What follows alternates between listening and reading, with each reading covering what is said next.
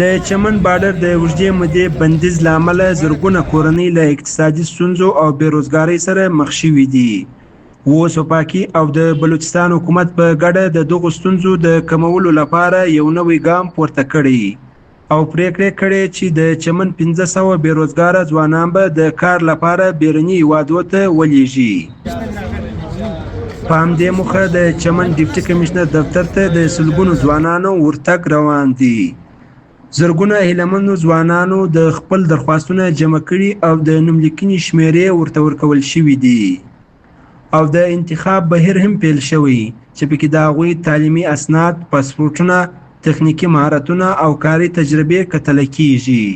دلته نه زراعت شته، نه کارخانې شته، نه کمپنۍ شته، کاروبار ترتیب شی نشته، نه د نوکري سرکار مشته چې دا خلک پر نوکري کې نو زموږ د چمن خلکو دا اگر د چمن خلک 100,000 نفره پر دغه بارډر تللو راکړله.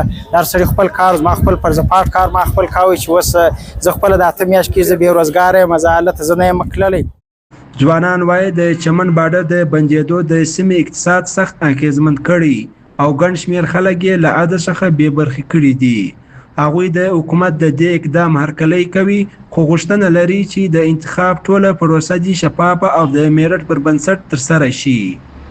लोगों को रोजगार देने के लिए د خلکو د روزګار لپاره بېلابېل ګامونه پورته کیږي. په دغه ګامونو کې یو مهم ګام دا دی چې موږ له 1500 زیات ځوانانو ته مسلکي روزنه ورکوو او د دوی لپاره به په بهر هیوادونو کې د کار او روزګار زمینه هم برابر کړو.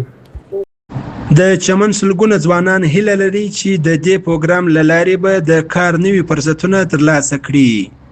اوس به کتل کیږي چې د انتخاب روانه پروسه تر کومه حده پورې پر میرټ او شفافیت ولاړه وي.